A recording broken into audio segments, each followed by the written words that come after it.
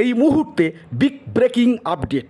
৩২,০০০ প্রাথমিক শিক্ষকের চাকুরি বাতিল মামলার হেয়ারিং হাইকোর্টের ডিভিশন বেঞ্চে এইমাত্র শেষ হলো কিছুক্ষণ আগে। তো একেবারে শেষ পর্যন্ত যে হেয়ারিং হয়েছে ইংরাজি ভার্সানে, তার সম্পূর্ণ সারসংক্ষেপ আমি বাংলায় ব্যাখ্যা করার চেষ্টা করছি।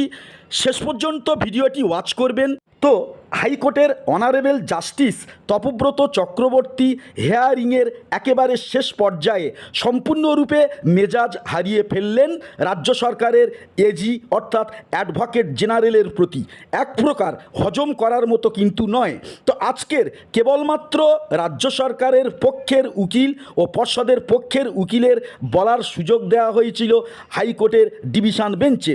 তো হেয়ারিংয়ের একেবারে প্রথমে রাজ্যের হয়ে অ্যাডভোকেট জেনারেল কিশোর দত্ত হাইকোর্টের অনারেবল জাস্টিস তপব্রত চক্রবর্তীকে সওয়ালে বলেন, মামলার একেবারে প্রথমে কোনো পক্ষের তরফ থেকে কিন্তু চাকুরি বাতিলের আবেদন করা হয়নি।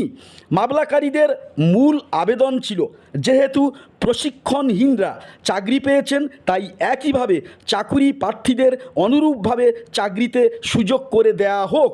ফলে কার্যত রাজ্যের অ্যাডভোকেট জেনারেল এটা বলার চেষ্টা করেছেন যে কোর্টের রায় যেমনই হোক না কেন তাতে যেন কোনোভাবেই প্যানেল ক্যান্সেলের মতো বিষয়টা না আসে। দ্বিতীয়ত, রাজ্যের অ্যাডভোকেট জেনারেল কিশোর দত্ত অনারেবল জাস্টিস তপব্রত চক্রবর্তীকে সওয়ালে বলেন, বিভিন্ন পক্ষ থেকে অভিযোগ আসছে ইন্টারভিউতে নাকি বেশি নম্বর দেওয়া হয়েছে অনেকেরই, কিন্তু ইন্টারভিউতে বেশি নম্বর দেওয়া হয়েছে এই অভিযোগে প্যানেল ক্যান্সেল করার ভাবনা একেবারে ভিত্তিহীন। তৃতীয়ত, অনারেবল জাস্টিস রাজ্যের অ্যাডভোকেট জেনারেলের কাছে জানতে চান যে নিয়োগ প্রক্রিয়ায় পর্ষদ ও রাজ্য কি কার্যকরী ভূমিকা নিয়েছিল। তার জবাবে এজি বলেন, 2016 রুল মেনে নিয়োগ প্রক্রিয়া সম্পন্ন করা হয়েছিল, সেখানে কোনো প্রকার গলদ নেই। তবে অ্যাপটিটিউড টেস্ট নেওয়া হয়নি, এটা ভিত্তিহীন। নিয়ম মেনে পার্সোনালিটি টেস্ট কিন্তু নেওয়া হয়েছিল।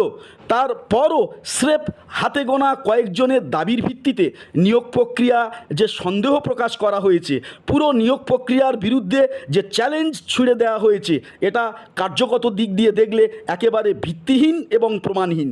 তো রাজ্যের অ্যাডভোকেট জেনারেল সওয়ালে বলেন, সরকারি আধিকারিকরা যারা নিয়োগ প্রক্রিয়ার সাথে যুক্ত ছিলেন তারা দুর্নীতিতে যুক্ত এই অভিযোগ আনা হচ্ছে। এছাড়া টাকা দিয়ে চাকুরি হয়েছে এই সব অভিযোগ একেবারে কিন্তু ভিত্তিহীন, এর কোনো সুনির্দিষ্ট প্রমাণও নেই, সবটাই অনুমান সাপেক্ষ। তো রাজ্যের অ্যাডভোকেট জেনারেলের এই বক্তব্যে অনারেবল জাস্টিস মেজাজ হারিয়ে ফেলেন। তিনি বলেন যে নিয়োগে দুর্নীতি হয়নি, এটা কি বিশ্বাসযোগ্য? তাহলে নেতা ও মন্ত্রীরা এই ইস্যুকে কেন্দ্র করে কেন আজ তারা জেল খাটছেন? তারা কি প্রমাণ দিতে পেরেছেন আজও যে তারা কোনোভাবেই এই দুর্নীতির সাথে ওতপ্রোতভাবে যুক্ত নন? তো এ প্রসঙ্গে অবশ্যই পার্থ চ্যাটার্জির নাম উঠে এসছে। সওয়ালের শেষে তিনি আরও মেজাজ হারিয়ে বলেন, এই মামলার আমি শেষ দেখে ছাড়ব। ফলে কার্যত তিনি কি বলতে চেয়েছেন তা কিন্তু আজ জলের মতো পরিষ্কার হয়ে গেল। সওয়ালের শেষে সিদ্ধান্ত হয় গরমের ছুটির পর এই মামলার পরবর্তী শুনানি। তো পরবর্তী শুনানিতে একেবারে রায়দান প্রক্রিয়া সম্পন্ন হবে। তো এই ছিল আজকের অত্যন্ত গুরুত্বপূর্ণ আপডেট। তো পরবর্তী আপডেটের জন্য আমাদের চ্যানেলে নতুন হলে অবশ্যই করে আমাদের চ্যানেলটি এই মুহূর্তে সাবস্ক্রাইব করে রাখ।